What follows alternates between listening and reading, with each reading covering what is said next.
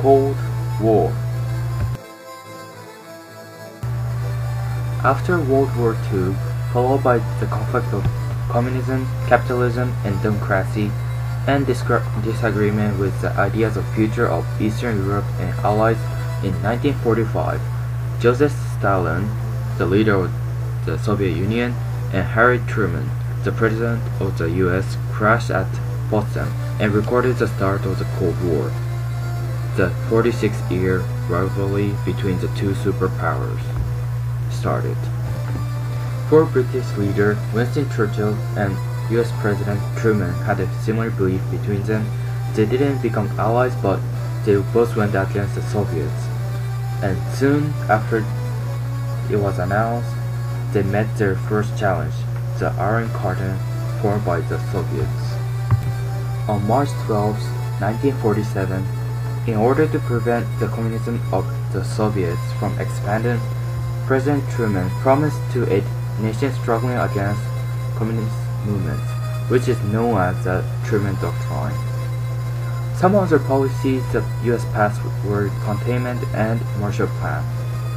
The goal of the containment was to keep communism contained within their borders, and in early 1948, the Marshall Plan was approved by the Congress, which loaned aid to European countries that required economic assistance.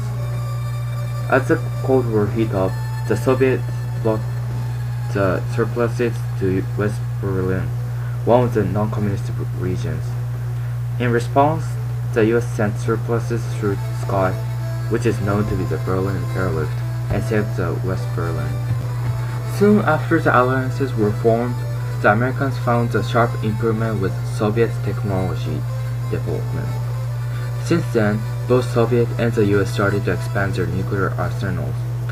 This is known as the arms race, which they hoped that this would prevent from actually using a nuclear device, and they did success to not using any of those nuclear devices. When Eisenhower became the new US president, he announced a policy of massive retaliation that the US would respond to communist threats to its allies by threatening to use overwhelming force, and this approach is known as Eisenhower Doctrine. On 1953, Joseph Stalin died, and Nikita Khrushchev became the new leader of the Soviets. Unlike Stalin, he condemned the excesses of the Stalin regime and inched toward more peaceful relations with the democratic West, which includes the US. In 1958, leaders of both sides had a meeting, hoping to sign a peace treaty, but it ended up increasing the tension of the Cold War and resulted for the Soviets to construct the Berlin Wall between the two Germany. After 8 years of presidency, in 1960, Nixon was defeated by John Kennedy. Unlike Nixon, Kennedy required a flexible response, a defense policy that assured the US can fight any type of conflict. Kennedy also believed that democracy combined with prosperity would contain the communism, so he passed the Peace Corps in 1961 to assist developing countries and made them into his alliance.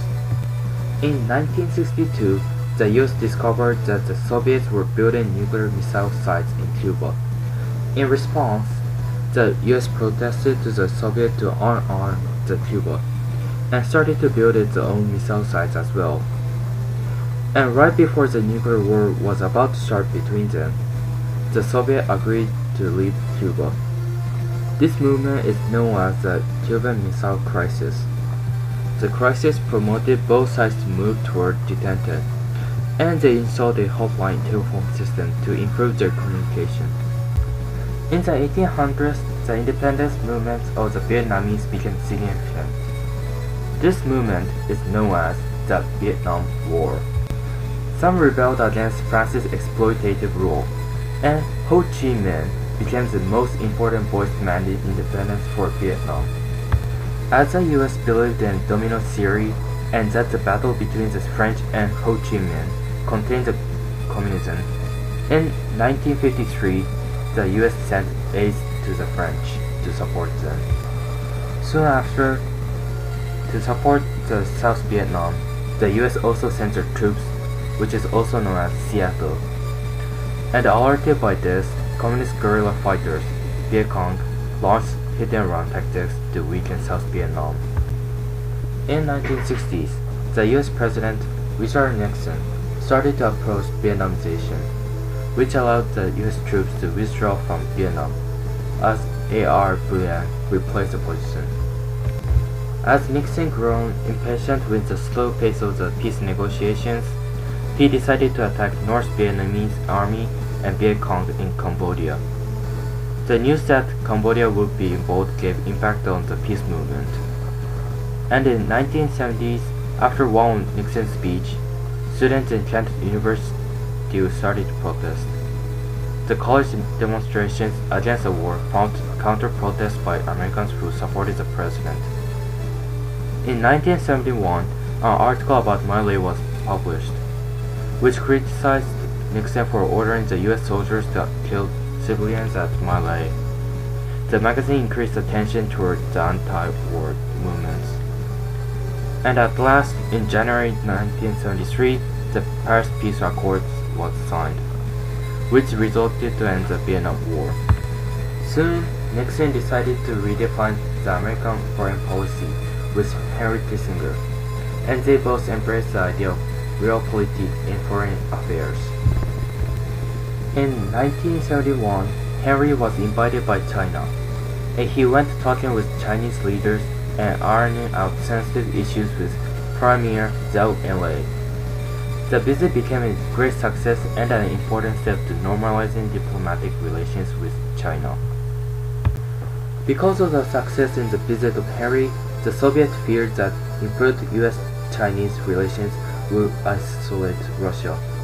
Therefore, the Soviets invited Nixon for a visit and reached an agreement to sign the First Salt War. It didn't end the arms race, but it stemmed first and foremost formal detente. In 1974, President Ford and Soviet leader met twice when the two leaders endorsed the Helsinki Accords. This document put the nations of Europe on record in favor of human rights. In 1985, Mikhail Gorbachev became the president of the Soviet Union.